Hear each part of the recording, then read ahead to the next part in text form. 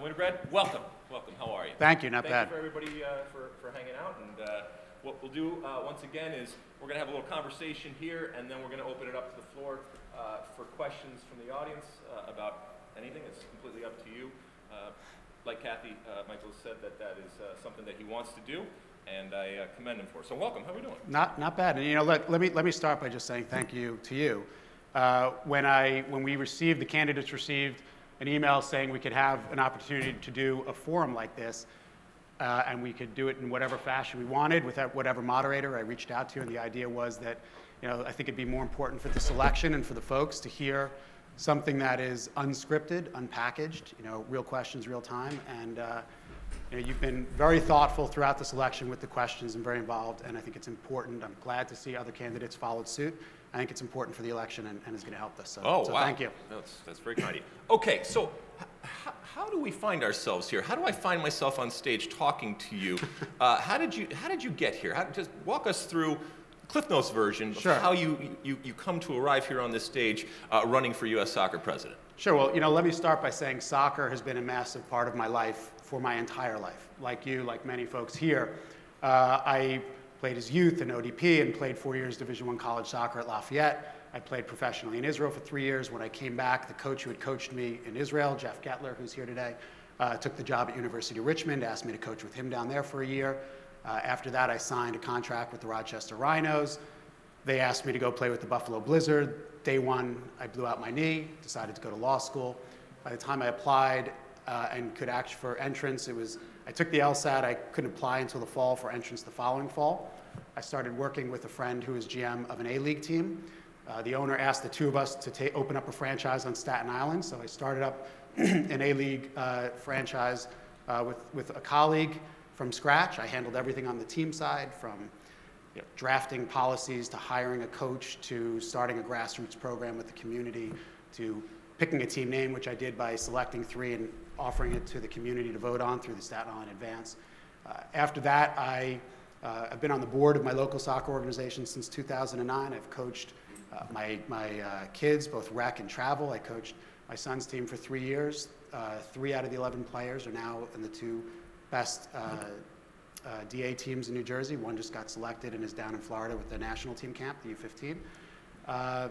And you know, when I went to law school right down the block at University of Pennsylvania, Ivy League Law School, graduated with a bunch of honors, and since, for the last 17 years, have been practicing law at the absolute highest levels with the most prominent law firms in the world, representing the biggest companies and banks in the world on their high stakes matters. So I'm in boardrooms with CEOs and boards of big companies, helping them with their biggest problems, many of which need to be resolved amicably because you need to have a business relationship with the folks you have a dispute with going forward.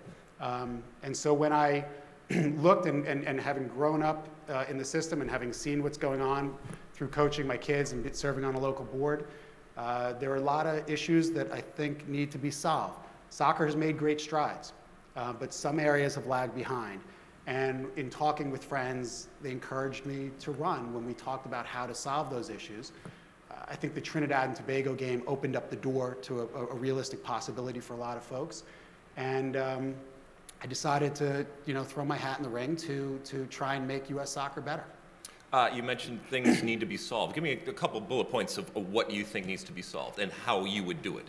Sure. So off the bat, the fracturing. The landscape in U.S. soccer is fractured.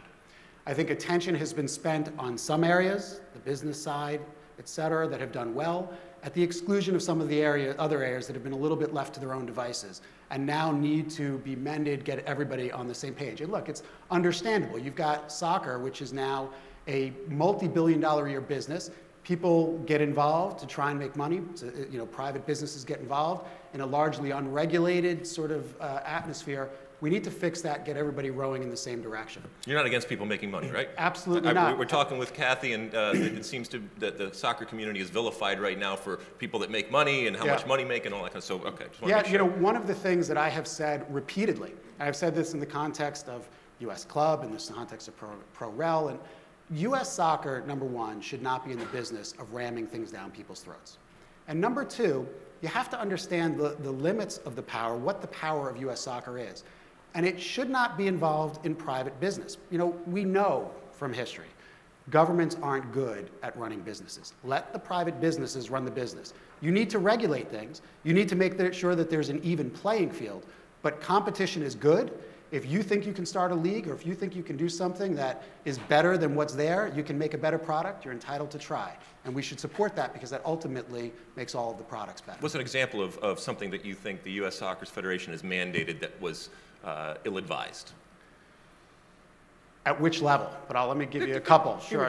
Sure. I mean, at the youth level, switching the birth year registration from August 1 to birth year to January 1, I think was ill-advised. And I don't think that decision, when you talk about what I think needs to be fixed, if you look at my platform, I've got 3 key strategic initiatives. The top one really affects everything, and that is the way decisions are made. Critical decisions have to be made through an inclusive, merit-based, and transparent process.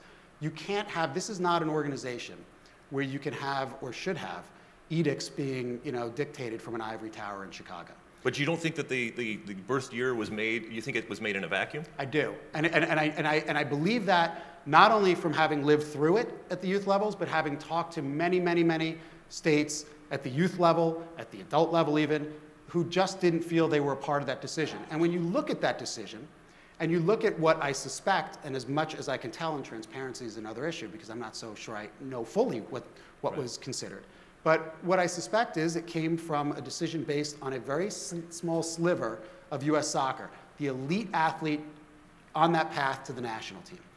That makes sense. You want to align it with the rest of the world so that our national teams are aligned with the rest of the world. We can compete more easily, pick players more easily.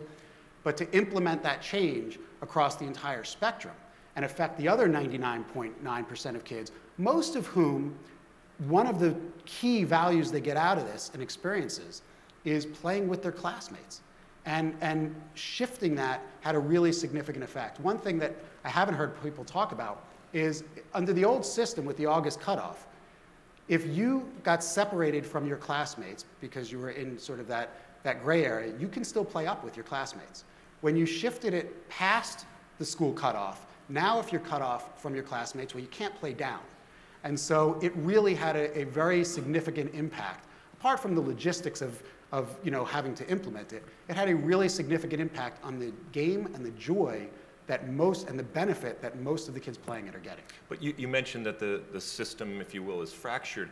In your world, you would have gained consensus and talked to people and then made a decision. Right.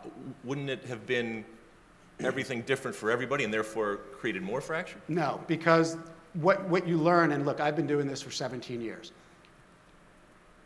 When you go into a room and you have people with competing interests and different ideas, if you say to everybody, here's how we're going to do it, like it or not, my way or the highway, you're going to have a lot of bitter people complaining who aren't going to buy into it. If you bring them into the process and they feel like they have a voice, and they do in fact have a voice, one, I think your decision is going to be better, but in any event, it is going to be reached by consensus, and that's when adults say, hey, listen, it wasn't the decision that I would have made, but I understand why they're making it. I was able to voice my opinion. We talked through the pros and cons. I get why they're doing it. I'm okay with it. And so I think that part of negotiating and reaching consensus is critical in terms of getting buy-in to decisions. What's another example of something that U.S. soccer has done that is ill-advised? Well, if you want to go, and again, if you want to talk about the decision-making process, if you want to take it up to the national team level, different sort of part of U.S. soccer, I don't know who was making the decisions to fire Bob Bradley, to hire Jurgen Klinsmann, to renew Jurgen Klinsmann's contract, to pick the venue for the Costa Rica game. I don't know who was making those decisions or how they were being made. And what concerns me about that is, again, you can argue the merits of both sides of all of those decisions. But the process is really important. And when I heard, for example, after the Costa Rica game in the media, that Bruce Arena came out and said, I had no input into that game. To think that you are playing a critical World Cup qualifier during a critical stretch of World Cup qualifying, and the head coach had no input into the venue, into where that game would be played, that to me is problematic. there was some talk over the last week about Soccer United marketing. Soccer United marketing comes up a lot. We just talked to Kathy Carter. Do you see the relationship between the United States Soccer Federation and Soccer United marketing as problematic and or a conflict of interest? So one thing that I think people have to understand, and I don't know why, you talked about vilifying businesses. I don't know why folks are so quick to vilify MLS. What's good for MLS is good for U.S. soccer. What's good for U.S. soccer is good for MLS. I'm a big believer, and I've said this from the beginning in interviews, and I know that others have used the same phrase afterwards. A rising tide lifts all boats, and it's true. For the most part, MLS, some, and U.S. soccer's interests are aligned. Now, there are times when they won't be aligned. And as in any business, when you have a conflict, there are lots of joint ventures in business where you've got parties that have conflicts at certain points. It's how you deal with the conflict. So number one, you need full disclosure of the conflict. You need complete transparency around the conflict. What's an example of when they're not aligned? Just so we're talking about something concrete here. If you mean with respect to Soccer United marketing and the United States Soccer Federation and MLS. Yeah. I mean, so, look, if they are going out to do a TV contract, and we all want, U.S. Soccer wants the most revenue for its contract, and Soccer United and MLS wants the most revenue for its contract, and folks decide to go to use Soccer United marketing in the first place, or Soccer United marketing decides to to package this all together. There needs to be an independent evaluation to make sure that it's in the best interest of U.S. soccer. So, for example, it may have been back in the day that MLS and U.S. soccer both would have said, and it may still be the case, that when you speak with folks looking to purchase the rights to these games, the more games you can give them, the more money they will give everybody. The whole pot, the whole pie will grow. So yes, you're splitting your slice with somebody, but your slice is going to be a lot bigger. Because there's synergies for them in promoting soccer generally. It gives them more games across a longer season, not just MLS season, but we can sprinkle in U.S. national team games throughout the year. It's a better platform, and you may be told that that is better for all parties. On the other hand, you may sit down and look at different options, and in a case like that, be told, well, hey, listen, I have no interest in that many games. I just want U.S. national team games because my company focuses on broadcasting national team games throughout the world. So what's important to my company and what I will pay more for above market is just national team games. I don't want MLS with it. In that situation, there's a divergence of interest. So what you need to make sure, and businesses deal with this all the time, conflicts of interest are not always disqualifying. What they just simply say is, what is the conflict and how do we safeguard against it? Let's be transparent, let's disclose it. Let's have an independent committee of directors look at it. Let's have independent counsel from outside the company look at it. And let's decide what is in the best interests of U.S. soccer. Let's get back on the field and talk about soccer. You've talked about soccer centers, either regional or state. Why do you think that that's a good idea? How do you look to implement something like that? So the first reason that I think it's a good idea is one of the problems we have, and the soccer centers primarily, although the soccer director will work with state associations and other leagues to make sure that the structure in that state makes sense and is helping player development. But this is a physical place, this is a physical building with fields, and it will house fields, and it will house a state soccer director. And what it will do is create clarity. There is not enough clarity in the path to the national team. Right now, you've got, and I have children, competing. You hear different things in different states. Within a state, you hear different people trying out for different select teams, all promising a path to national team. All of that is fine, but we need, as U.S. soccer, to define the true path to the national team. And I think what a state soccer center will do is create a visible, physical center. It will create an objective state soccer director who we're going to pay competitively. This is going to be a job where we want to be able to make this a viable alternative to going and coaching in Division I college, to going to MLS, a competitive salary to get somebody qualified, extremely good at what he or she does, and objective. And that person is going to be in charge of scouting across all leagues. We need to be more comprehensive, more objective, get all leagues in terms of scouting and training. And what we'll do is we'll work with the leagues.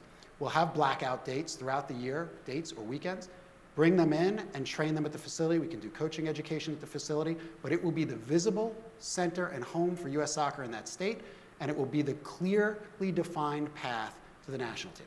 But, so how does it differ from an actual club that's going about their business? Just right. You're saying that the players then play for a club, and then the individual players at some point come. That's right. So to the center.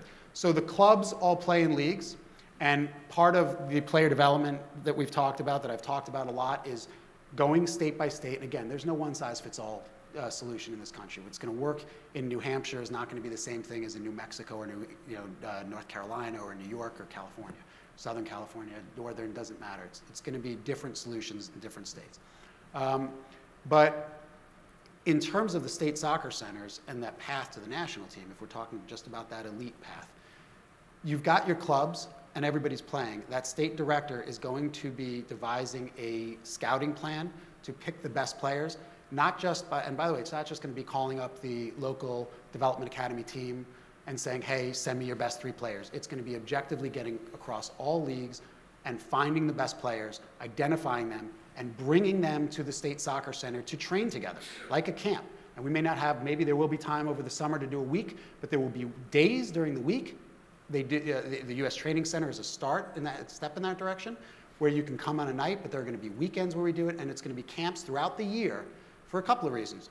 One, it takes the randomness out of identifying players. The more you can see the player and get to know the players, the more you understand how good they are. Number two, in addition to getting the randomness out of it, it allows you, people talk about a style. Well, I, for one, have said many times, you're not going to have a style in the United States. It's too diverse, geographically, weather-wise, demographically. But for the national team, yes, we need basic minimum components that are consistent throughout, that people are understanding and learning as they go through the national team path. And that will give you the ability to have a clearly defined path where you can implement that, teach them that system, teach them what it means to be a player for the U.S. national team. But when you do that, when you mandate that and you articulate it very clearly and publicly, isn't inherent in that an exclusivity, in that you are saying this is how we are going to play, and there's certain players that will fit in and certain that won't? So it depends on what age you do that at. So when I talk about basic minimum standards that are important, I mean basic minimum standards. I am a believer, if you hire a coach and you trust that coach, you have to give the coach discretion. You have to let the coach express himself or herself just as you do the players. So at the younger ages, it may be, the hard part about a style saying, it's not going to be, hey, U14 national team, U15 national team, you have to play a 4-3-3. Well, the player is going to say, listen, in this age group, these are the best players that I see, and this is the style that I think best suits them, and that's what we're going to play. As you get older, you need players, and by the way, I think that helps in player development, playing different styles, not playing the same thing over and over again. Gets you broader, bringing in different players and the ability to see where they fit in and how good they are. As you get older, when you're talking the U23s, maybe even the U18s, you need to really hone that style, because that style needs to reflect what you're doing at the national team level, because you need to see who's going to succeed in that style and develop them so they understand it and improve at it. But that style will automatically apply to a certain group of players. Right. It could be any group of players. I mean, the style could be only left foot, or the style could be only air, whatever right. It ends up being. But you want to have that articulated to everybody publicly, so the players and the coaches obviously understand that. And when I say style, so I don't want to overstate when I say style. This is not a dictatorial, guys, 4-3-3, and this is how we do it, flat back 4, and I'm going to go through every position with Sabudio. Are we trying to be everything to everybody? The problem with doing that is what happens when you change national team coach, right? Are you going to just find a coach to fit your style? Coaches are going to bring, I haven't seen a coach that I would hire as a national team coach who's robotic and is going to do what we tell him or her to do. So this style, and again, this is a small part of it when you're talking, formations and things like that. That can change, but there are going to be elements that we want in, that we, and this is not, me. It's not a board deciding. This is an inclusive committee of ex-players like yourself, current players, ex-former national team coaches, figuring out what are the qualities of an American national team player that we want to focus on. And those are going to be the minimum standards when we're selecting them. And that is what we're going to teach and emphasize, particularly at those higher levels. Let's move on and talk about qualities and minimum standards when it comes to the United States men's national team versus the United States women's national team, and the equity and the equality when it comes to pay. I think everybody is in agreement, and I don't want to speak for you, but you are in agreement that they should be paid, treated in terms of the resources, in terms of the support equally as the men's national team. Is that correct? 100%. And I will say this. Number one, I am stunned. I started this campaign, it was 2017, and now I'm saying 2018, that it is 2018 and we're even talking about this issue. So let me be clear about this. If the men are not playing on substandard fields, the women will not be playing on substandard fields either, and I don't think anybody should be. If the men are traveling first class to games, the women will be traveling first class to games as well. If the men have certain technology in camp, the women will have the same access to the same technology. With respect to pay, if the men and women want the same pay structure, they're going to get dollar for dollar equality. If they want different structures, there will be pay equivalence. It's unconscionable to me that we're even talking about this, that there isn't that equality right now. It's inexcusable. And the only explanation I've ever heard is that we should tie it to revenue. Well, tying it to revenue, number one, undermines the mission and spirit of U.S. soccer. It's almost an irrelevant argument. Number two, I'm not sure it's factually correct, especially in a cycle like this where the women made the World Cup and the men didn't. Well, it applies both ways. It plays both ways in different cycles. If the women make more, people could argue that the men should have... That's right. But my point is that people have said for so long that the men are getting more than the women, while the men get more revenue. And my point is that I'm not so sure that's true. And in fact, in this cycle, it probably isn't. The last point is, when you talk about the amount of money you need to create that equality, last year, U.S. Soccer spent $80 million on its national teams. The amount of money you need to create the equality that I'm talking about is a single-digit percentage of that. It's the fact that we're even discussing it is stunning to me. And why should the men's national team be paid equal than to the women's national team? Because the mission of U.S. soccer is to promote and grow this game and put out a product that is great at the national team level. It is an honor to play for your country. You and I think, are about the same age. When I was growing up, I never made the national team like you, but I would have given my left arm to play for the national team. Had they paid me money, that's a bonus. And I think for quite a while there wasn't pay at our national team. Per diems, maybe paying back costs. It is an honor and a privilege to play for your national team, number one. Number two, when you look at who we are serving, there are just as many boys as playing as girls and men and women. We are serving the entirety of this constituency. There's just no basis to favor one or the other. They should both have what they need to succeed, and they should have it equally. The constituency obviously consists of beach and futsal and Paralympic. Does it apply to them too? Absolutely. The equality amongst men and women's teams within any program should be absolute and clear. If you're same principle, absolutely same answer. So they should be paid as much as the men's national team. A Paralympic player should get as much as a men's national team player or a women's national team. Within any group, the men and women should get paid the same. If you're asking whether, if you're asking whether the men's national, the beach volleyball national team should get as much as the men's national team, that we need to take a look at budgets, take a look at resources, take a look at what folks need, which are all different. But I will say this.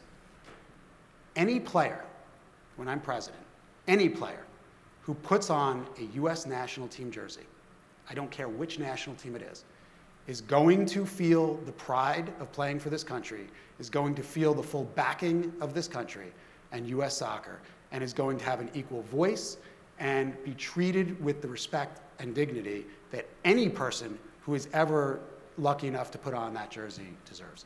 And that's based because of what you feel the United States Soccer Federation represents. That is what its mission is. This is not, I deal with big companies, represented Microsoft, Bank of America, Samsung, FedEx, long list. In their biggest cases, their interests are different than a nonprofit like U.S. Soccer. Their mission is to make money for the shareholder, make profit. almost entirely. That is a different mission than U.S. soccer. U.S. soccer is to serve its constituency, all of them, and it is to grow the game and its popularity, and to push, look, futsal is a great example. I think we should market that. I think most of the players, the coaches who are coaching know the value of it, know the beauty of the game. I think we need to market that and make sure everybody knows how important it is in soccer. But a national team is a national team, and it is our job to make sure each of those national teams is given the support that they need to succeed. Promotion relegation, a lot of people talk about promotion relegation. It's a hot button topic. In general, I think everybody likes it. I haven't met anybody that says, I hate promotion relegation. Right.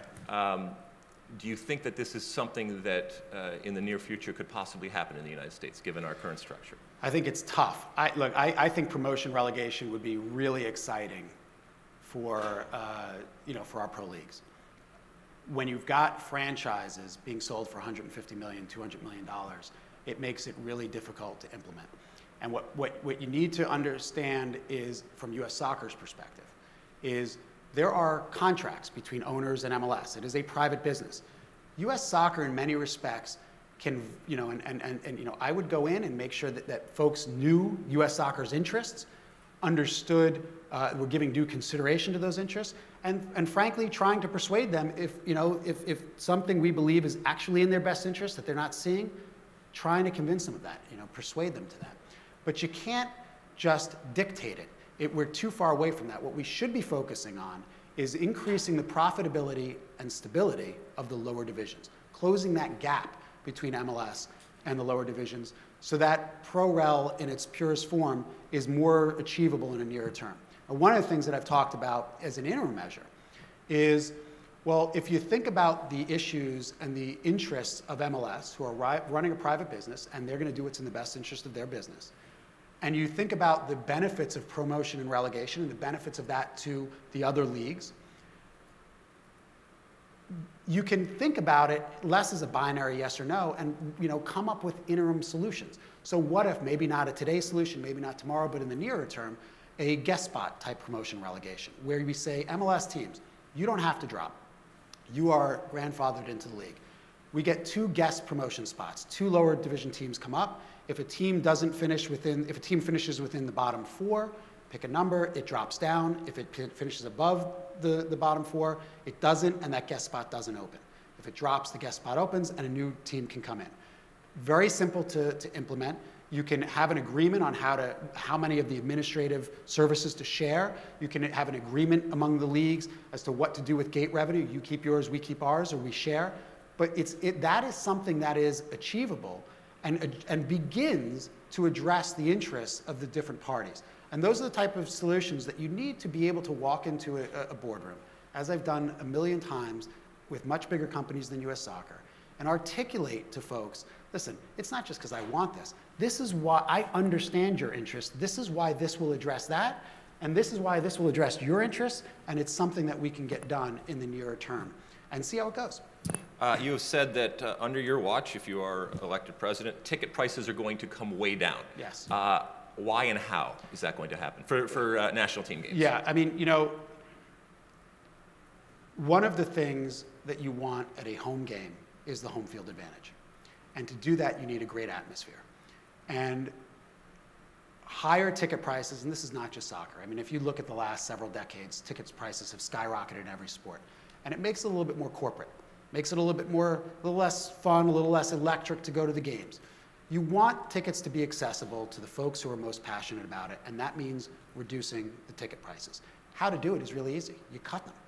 And by the way, when you think about the revenue, so what are people going to say? But you're losing revenue. How much revenue are you losing if you take a ticket price down from 125 down to 65? You're talking about nominal. And by the way, you want to keep certain sections at really high prices for VIPs and put seats on the field, terrific. We can still do that. But for the majority of that stadium, we want it accessible to the folks who care the most about the sport.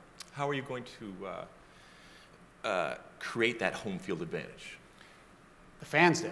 The American Outlaws do. The folks that come and get in the stands and watch the games. I mean, I was fortunate enough have been at Red Bull Arena for the Costa Rica game. And it's 30 minutes from our house, and we went with my family. And look, that was an electric atmosphere. Now, you can argue both sides. It was electric, both ways in many respects. So would you have played the game there? Wouldn't have been my decision, but I can tell you who I would have really asked very closely, and that's Bruce Arena. Because Bruce Arena has, the coach is the person to ask that question. I would weigh in. I would present the pros and the cons. It's a beautiful arena. It is a terrific atmosphere. It was an electric atmosphere. It was a great atmosphere for a while. It was a little disappointing when the U.S. dropped and there wasn't a lull. There was almost an energy when the wrong team scored. And so those are considerations that I certainly would have taken into consideration, and I would have formed a group to make that decision. But in a critical game like that, when winning is absolutely paramount, above all life or death, that coach is going to have a really big say.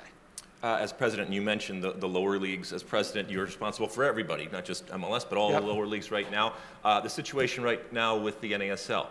One, how do you think that has been handled? And two, if you were president, how would you address it? We know that they just recently were not given the sanction. We know they put the season off. Is there a future for the NASL? Well, whether there's a future to the NASL is a business question that you need to ask the NASL, but I'll tell you, in terms of enabling it, I absolutely would. It is a shame that we're losing the NASL, that its sanctioning was revoked, and how I would have handled it. What disturbs me the most, and again, this is a typical business conflict that I deal with for 17 years, it disturbs me that there wasn't an amicable resolution, that something wasn't able to be achieved amongst the parties. And I wasn't there. I don't know. There are a lot of things that have to go right in a negotiation. And you need somebody leading that negotiation to make sure chips fall where they need to. Because you've got egos, you've got personalities, and it doesn't take much. People think, well, listen, if there's going to be a deal, there's going to be a deal. It's not true. I represented Samsung in a case a year ago with tens and tens of millions at stake, and they were in a dispute with a big American company that was owned by an Israeli and a Croatian, and things weren't going well, and it was headed down the war path. And I brought everybody. When they said there couldn't be a resolution, I said, well, great. Everybody fly to New York. Let's meet in my offices. We'll get a conference room. We got in a conference room, and we got a deal done. And it was human psychology. It was listening. It was addressing issues, pushing back, explaining what not just articulating persuasively in real time what the best path forward is together, but what life looks like if you don't follow that path forward. And so that, in my mind, the biggest disappointment, and again, I don't know the details of what happened behind closed doors, but the biggest disappointment in my mind is that it wasn't worked out amicably. Presumably, you talk to a lot of people, and you have and continue to talk to a lot of. Anything surprised you? Have you learned stuff, good or bad, behind the scenes that you didn't know before? Gossip? Yeah, no, but challenges or problems or concerns that people have that you didn't necessarily see from where you were originally.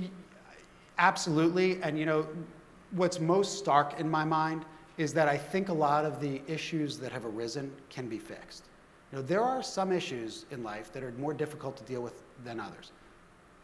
The inequality in the women's game that will take not very long. Negotiated CBAs, and that's, by the way, it's not going to wait till the expiration of any CBA to happen. We're going to be in a room and we're going to fix it all very quickly. But there are other issues that are more complicated in business.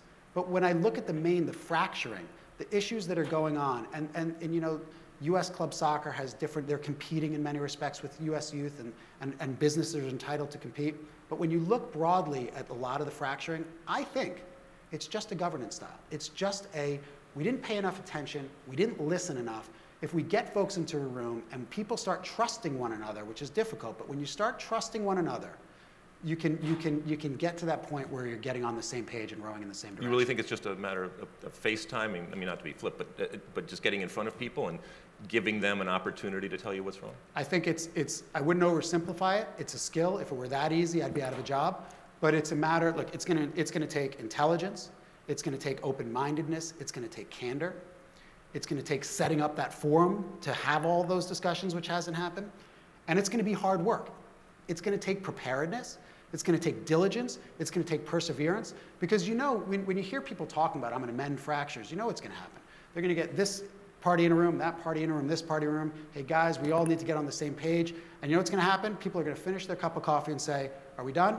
Thanks a lot for the cup of coffee. Talk to you later. What you need to do is actually explain things, push people, hear them, push back when they're missing something or when their facts are off, explain why something may not be the end of the world, get them to trust you so that when you're telling them the other side has a little bit of merit here, they believe you and they don't think you're trying to get over on them. It's an art, it's a skill, it's something that negotiators, lawyers, people that do what I've done in corporate law with the biggest companies do all the time, and it's not going to be easy, but when I look at it, there are no insurmountable barriers. And I've looked at some where there have been some pretty insurmountable barriers. This is not one of them. Well, play one of those out then. Let's take youth soccer, for Sure. example. Something that is obviously a concern, that's a problem that has not been solved for whatever reason. Yeah. Play one of those out. Give me an example, a real world example of something that you've heard that's a problem that you think you could go in this template that you've laid out and fix. No, so for example, we can go small or larger, but one of the small things that I've learned across is the issue with referees. So on the one hand, you have the referee administration, which is a different governance style that has upset people where they've said, we don't think you're getting it right, so we're just going to take over it. Well, the states have been doing it for a very long time. They've been doing it. I've never had, if there was one issue I didn't have coaching youth, it was referees. Okay. And so if there are concerns, fine. Let's identify and speak in fact. What are they? And we'll provide oversight to make sure it's fair, because referees should be something that is just fair and even, creating an even playing field. When you hear about the ability for some leagues to pay refs significantly higher wages. Now, some people would say, well, you should be able to pay a ref whatever he's entitled to in the market. At some point, that becomes predatory. It becomes anti-competitive. So if your league has more money than my league, you can run me out of business by saying, hey, refs, for the next year, I don't have to sustain this. I'm not going to pay you guys 50% more than you deserve forever. For the next year, I'm going to pay you double. Come ref my games instead. Who's going to ref the other league's games? Nobody, because they're going to get paid twice as much there. What's going to happen when the other league has no refs? They're going to cease to function. That is what the antitrust laws are designed to prevent. Those are the types of things where we can get in a room and say, listen, this can't happen. Let me hear why you're doing it, and let's figure out a way to make it work for everybody. What can't happen? You're going to tell them that they can't pay referees more? Can't pay referees more and be affiliated with U.S. Soccer. You can't. Again, I can't tell a private business you can't do something, but what I can say is if you want to be, it's the art of explaining and really the skill of just being able to say to somebody, I can't dictate what you're going to do, but here's the world if you do it on your own. And if you're going to be affiliated with U.S. Soccer, this is predatory. I don't want to stop anybody from competing. Or making money. Or making money, right? Or making more money. Or making a lot of money. That's what this country is founded on. And when you talk about, and again, we represent a lot of very big banks, and the last thing we ever want is government to get involved in business. But they need to regulate a little bit. And so, of course, I want a business to be able to say, I can do it better, I'm going to do it on my own and get it better. And if I do, the consumers are going to come to me. And we're fine with that competition. We need to define who fits where so the consumer isn't confused. That's part of U.S. Soccer's job, but a better product should get more consumers. Refereeing, that's not the same. That becomes predatory where you're driving somebody out of business, and we shouldn't allow it. Do you agree with your fellow candidate, Steve Gans, in his assertion that USSF is not, quote, not conducting the presidential election process in a fair, open manner that will assure confidence in the ultimate results? I don't know that I would say it that way. What I've said repeatedly is the U.S. Soccer's growth has outpaced its governance. And so when you deal with startups a lot, what it takes to govern a startup that's being run out of somebody's garage is very different than when that company becomes $1 billion tech company in Silicon Valley. I don't think the governance has kept pace with the growth of U.S. Soccer. So the process, I think, is incomplete. There are questions. We don't even know the actual process going to the election as of right now. There are things to be decided and to be voted on. So the process is not there. How the process is being conducted, I don't know that I would focus I don't know that I would focus criticism on the folks at U.S. Soccer and the lawyers, the in-house counsel who have been administering the process. I haven't seen any favoritism or bias, but I think the process that they're dealing with is flawed and needs to be improved. But it's fair? Would you say that it's fair? What part of it? It's just in general. Is this election a fair election? I think the lack of fairness arises out of the uncertainty of what the process is. And so ultimately, if you're asking, should there have been a better process? Yes, there absolutely should have been there should have been a better process. You would support that and try to change that? One of the first things, and this goes to governance, what I was saying before, one of the first things that will happen in my presidency is we will go top to bottom and as I said before, the governance is just, the governance structure here was not created for a company making $150 million in revenue a year, with this year they just announced having a $25 million surplus. The governance would get fixed, and that includes the voting. It includes all of that. And by the way, you go to a law firm and say, here's where we are, what do we need to fix? You don't need to reinvent the wheel. It's just that they haven't done it. They haven't taken that step. Now, you can be cynical about why you don't think they've taken that step, or not cynical and just think it just hasn't happened because those things happen in life. But one way or another, it's going to get fixed, and absolutely, there will be a much fuller, more comprehensive and clear election process. All right, we're going to take some questions, but my last question Sure. to you, do you have a name in mind when it comes to the U.S. men's national team coach, and do you have names in mind when it comes to either one or two general managers when it comes to the U.S. men's national team and the women's national team? Yeah, so with respect to the coach, again, I have names in my mind, but that is a decision that's going to be made by a group of former, current players, former national team coaches. That needs to be, it's a very large decision, and it's not going to be one person making it. But you Certainly will not me. have input, though. I'll have input. If you talk about names, Tab Ramos, Peter Vermes come to mind. They're impressive. But again, it's not going to be, it's not going to be one person, Do you and want it's a not general going to be. manager, technical director position? I like the idea of that, but I don't know enough details about that position yet. I know that we've seen reports that U.S. Soccer is thinking about going in that direction. It's a little strange. I find the timing of that announcement and that sort of discussion that they're having internally. I don't know what they're really considering, so it's hard to talk about it without without having the facts. But absolutely, I mean, you have to remember this is a soccer business, so you need a soccer background. I mean, I've played, coached, managed at the youth, collegiate and professional level.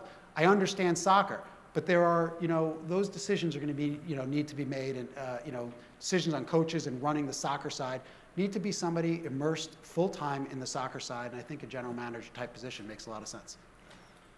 We are going to take some questions now from the audience. We have a microphone. I'm going to turn mine off, right? Is that what I need to do in order to make this happen? 1, 2. Okay. There we go. Okay. Questions? Anybody out there with questions? There's one right in the front row. Name, affiliation, sign, I don't know. Yeah. My name's Mike McNeil. I run the largest club in San Francisco. Well, you're speaking about the youth development. Obviously, that's what I'm mainly interested in. When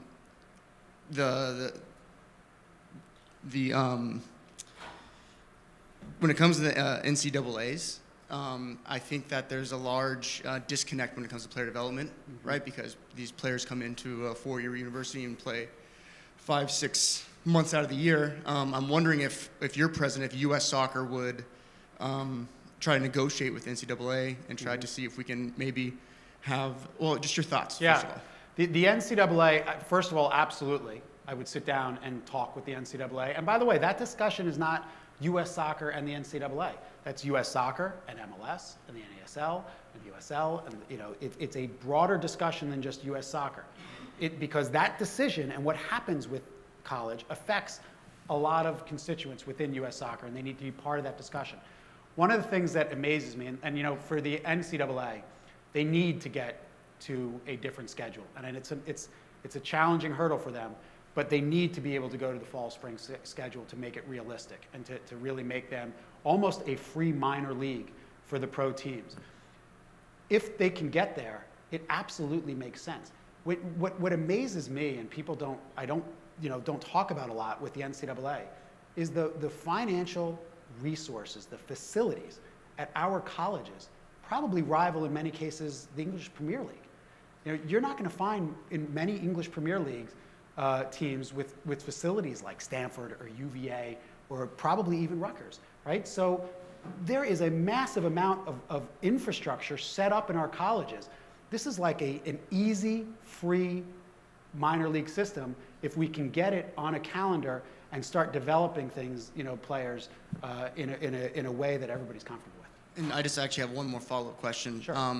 When you spoke about the facilities that you're looking to put into the States, which is really encouraging, my club has Development Academy and PDL at the top of our pyramid, and it's really hard for me to get my coaches to get licensed appropriately through U.S. soccer. It's been one of the most frustrating things for me in my job. So we send our coaches over to Europe to go get the UEFA license because it actually is much, much easier for us to do so. Right. Just wondering, A, your thoughts on that, and B, would these facilities be in conjunction with the state associations, or how would that work? So the facilities would be U.S. soccer facilities, and they would be working and collaborating with the state associations who are representatives in the state and the other leagues to make sure that we've got a structure that makes sense on the youth level. When you talk about coaching education, those facilities will be a great facility for coaching education. In terms of making it easier, there are 2 points there.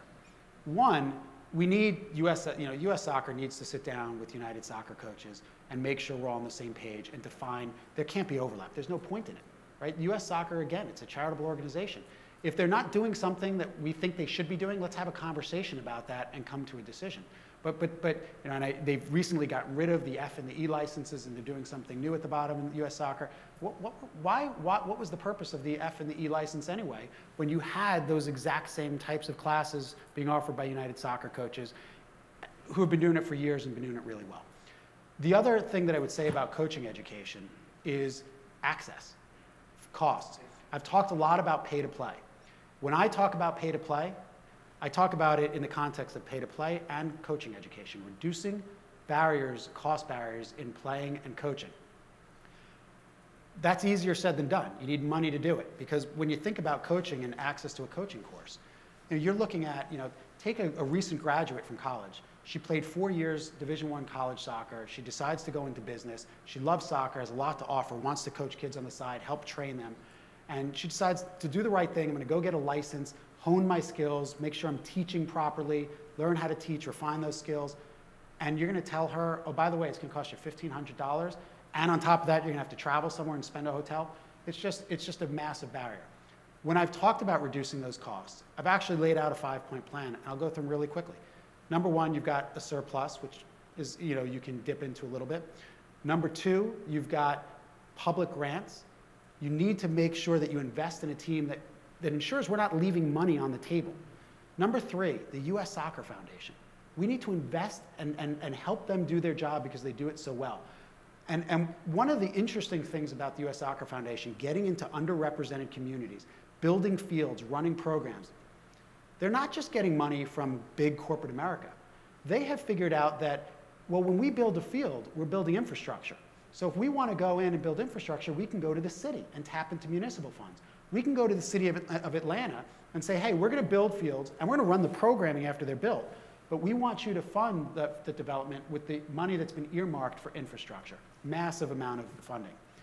The fourth thing is private businesses, not just working with MLS, who helps with the academies, and the MLS academies, but my law firm represents the biggest private equity firms in the world. Bain Capital, TPG. Bain has $75 billion of assets under management. I speak their language. We need to convince them that this is worthwhile to start investing in. I was just in London last week, and I got to catch the Chelsea-Arsenal game, which was fantastic. And I was there representing my client, LGIM Properties. I was with the CEO, and we had worked through a lot of stuff, spoken about the business at hand, and LGIM Properties funded the development of St. George's Park, the FA training ground in England. We need to get firms like that, which are clients that I'm dealing with every day, involved and investing in U.S. soccer even more. The fifth thing that I've talked about in terms of reducing the cost is solidarity payments. And we need to change the way we think about solidarity payments. A solidarity payment, it's not just if you get it right and you get the check, that one club, but having the opportunity to get a solidarity payment creates an incentive up front for every club to invest. And by the way, when they want to invest, they have access to markets that none of us have access to. Your club in Northern California can go to the local businesses, local business owners, local residents, and say, invest in my club. $10,000, $5,000, get a bunch of them. You get $100,000 for your club, that's going to reduce a lot of costs. You can go to them and say, hey, listen, invest not just because it's the right thing to do, but if we get it right, like I think we're going to get it right, you're going to get your money back. It changes the psychology of it, and it gives you a whole new opportunity to hit a market to bring money and reduce those costs for players and coaches. And you think solidarity payments, that's something that can actually happen? I do. From a legal standpoint? I do. There are people have raised antitrust concerns with it. I find it difficult to believe that we cannot work out solidarity payments in a way that complies with the antitrust laws. I don't see the barriers that others do. Any other questions? Yeah, over here. Luca Pacelli with Cal South Board. And yes, Italy did not qualify for the World Cup, just like the U.S., so we're kind of sad, but we'll be there next time. Going back to the fragmentation of the youth programs and the things that are going on the youth side, what do you see, and what's your opinion of how to reconstitute and reintegrate the youth under one umbrella? Because right now, I mean, if you talk to, and we've got a lot of parents, and obviously in Cal South, we have a lot of high-end competitive clubs and teams and et cetera, and these parents are pulled every which way, U.S. club, USYS, academies, even federation pools that scouting that goes on at all the different levels. And they totally confused as to where to put the kids. And if they have a good player, a good competitive player, it's hard to figure out. Also from an economic standpoint, some of these academy programs that, especially in our area, have prices of $5,000 to register kids. It's out of control. Yeah. So to us, one of the main concerns is, how do you reshape and redesign the youth side so that it makes sense, provides for the various different programs, but it's all under one umbrella? And one of the key words you talked about was confusion. I lived through that. When I coached, my son is our oldest, and when I started coaching his team, I couldn't figure out what was for what. People told me I needed 2 passes. I needed this pass when I went to this tournament, this pass when I played in that game. That league is better than this league, but these teams are beating teams in that league. Didn't make sense. And I tell you, after 3 years, I don't think I had it down. We're going to fix this on a state-by-state basis. As I was saying earlier, what's going to work in Southern California is not going to be the same thing that's going to work in Maine. And so we're going to sit down and go state by state. And here's what's going to happen. Some states, and I've had these conversations with folks in states, who will say, we're fine. Everything's working perfectly. We've got ASO as rec, we've got US Youth above them, we've got US Club above them, and we've got the academy system. People know what's for what. No problems, everything's working perfectly. Great. Let's make sure the consumer knows that, no problems. On the other hand, there are states where it's really become just a conglomerate of overlapping and competing businesses, and the consumer doesn't know what product is for what. We need to sit down and say, all right, listen, if there is overlap and competition, that's fine. Folks, businesses can compete with one another. But we're going to do 2 things. Number one, can we reorganize it in a way that makes better sense for players? Because if you've got 2 leagues competing in the same town and diluting the pool and splitting kids, well, now as you dilute the pool, the kids have to travel 2.5 hours to games. Can you take this region? Can you take this region? Ultimately, you either have a hierarchical structure, promotion relegation, no promotion relegation, or you have competition, because folks say, look, it's not going to work, we're going to have to compete. Well, let's at least minimize travel times. Let's do what we can to better player development. If you're going to compete, though, we're going to do it on an even playing field. You have to, if US Soccer is going to require this league to have its director of soccer have a certain minimum license, well, we're going to make this one do it as well.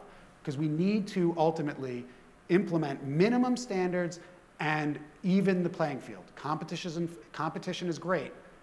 When you're coaching kids, right? That was the one thing that I focused most on.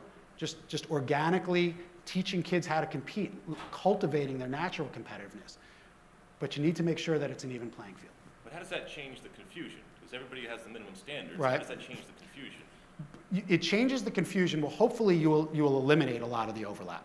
In places where you don't eliminate a lot of the overlap, you need to market to the consumer. There's not enough. It's been a little bit too ignored. All the marketing comes from the products, saying we're the league, we're the league. No, we're the league, we're the league.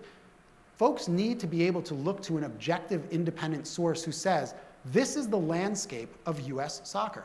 I will tell you, when I got involved in this race, and I went to US Soccer's website. But you're not saying US Soccer, if we go to US Soccer, you're not saying US Soccer says, we're the league, US Soccer says, you're the league? No. Is that what you want? US Soccer says, here's a map. This is where everybody in this state, this is where everybody fits in. Now you decide which product fits for you. But we need to define where they are and where they fit in that structure. You need clear definition. Some of that's simple marketing. When I went to I'll tell you, when I looked at the website and tried to, it's not clear. You can't figure it out on your own.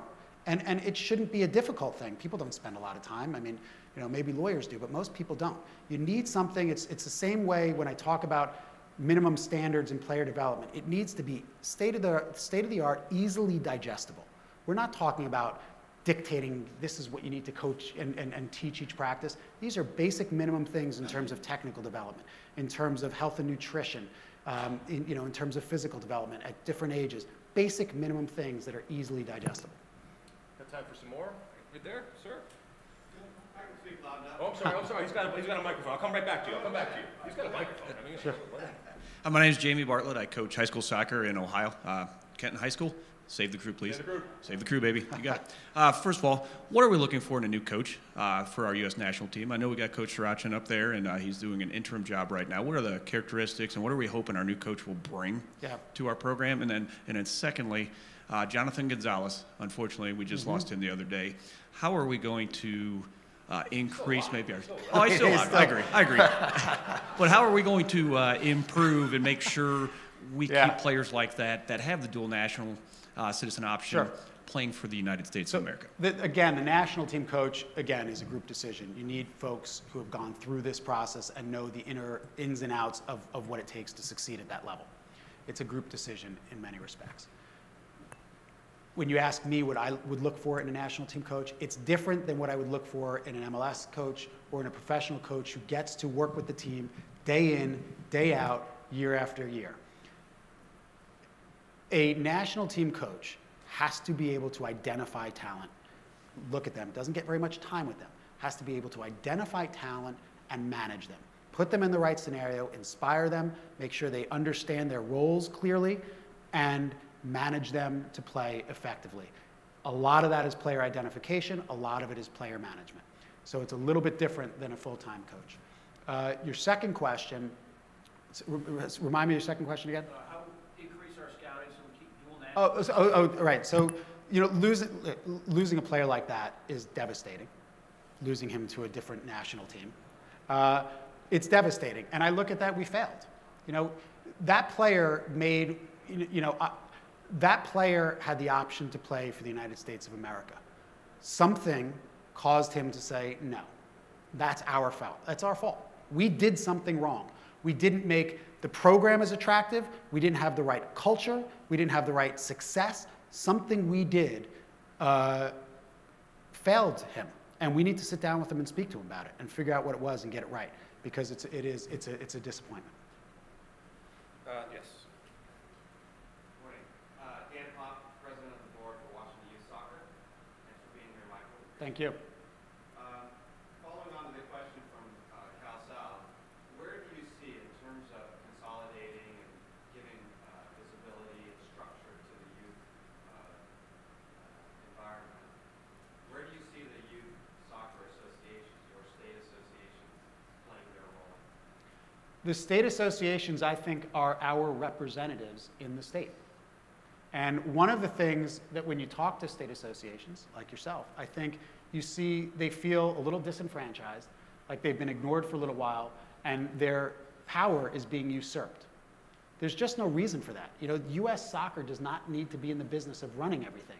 It needs to be in the business of setting visions, setting minimum standards, ensuring that folks with boots on the ground who probably like yourself have lived this for decades and know the inner workings of your state are involved. The refereeing administration is a great example of that. You know, what it takes to administer referees in Washington, again, it's going to be different than what it takes in New Jersey. Different players, different languages, different geography. We need to let the folks with the boots on the ground have a bigger say in that. The state associations are our representatives. Now, that doesn't mean they get to have a monopoly on things. Private businesses are entitled to say, I think I can do it better. And what U.S. Soccer needs to make sure is that that playing field, again, is level. But the state associations, again, there are representatives and they need to have, you know, a voice in this. Anybody else? Any other questions out there? Yes, sir. Yes, my name is Josh Bernay. I'm with the National Film Team on Flyer. And just Congratulations. why do you think it's taking so long to go full time? Because I mean, it's been in talks forever. Trying to talk about it now. And as far as full time, you think the salaries and things, how that should be. Can I just ask you to use the microphone? I'm having a little. Rehearsal. You got to rehearsal that. Here it is. This is it. Once I cross 47, the Okay, hearing. so yeah, as far as the National Paralympic team that I'm part of, you know, it's been taking a while for us to talk about going full time. Question to you is, why do you think it's taken so long? And it seems like we're just about there. How do you view, you know, the salaries and the benefits for us? I think it absolutely needs to be full time. I spoke a little bit about this earlier. You know, I envy you. And I think, you know, when you put that jersey on, and I've, you know, during the course of this campaign, I've watched several clips of you know, the team, and it's impressive. And when you put that jersey on, you need to be treated just as any other national team player. You know, Alexi had a great career on our national team. You should absolutely be treated with the same respect, pride, and quite honestly, envy, and as any other national team player, regardless. It should be full time. And you absolutely will be treated and feel that pride and respect and given what you need to succeed. Okay, last question for you. Sure. Should Sunil Gulati have resigned after the loss and not making the Men's World Cup? I don't think there's an objective yes or no answer to that. Well, you want the positions. You could possibly I absolutely do. Fingers crossed you're not, but yeah. At some point you have that. Well, if Sunil Gulati were running right now, I'd tell you I still want the position, and I still think I'm the best candidate for him, for it. You know, I have the independence, I have the deep soccer knowledge and experience from all perspectives, and I have the deep business experience, and the ability to bring parties together and fix what hasn't gone right. Sunil has done, he deserves credit for a lot that has gone well in U.S. soccer. To say that because we failed to qualify, you know, automatically the president of U.S. Soccer should step down, I don't believe that. I do believe that there are things about his governance style that I would change. I think there are things that have been ignored or otherwise have not developed at the same pace as other areas of U.S. soccer. But you know, I didn't look at that as a, wow, this was a monumental failure, president has to go. I mean, you have to look at the entire picture. But that said, again, I decided to run because I think there are parts of U.S. soccer that need to get better, and I think I'm the right person to do it. Well, good luck going forward. Thank you for doing this. Thanks to everybody for coming out here. And I'm sure Mike will stick around and answer any questions you have one-on-one. Thanks. Thank you. Thanks a lot. Really appreciate it.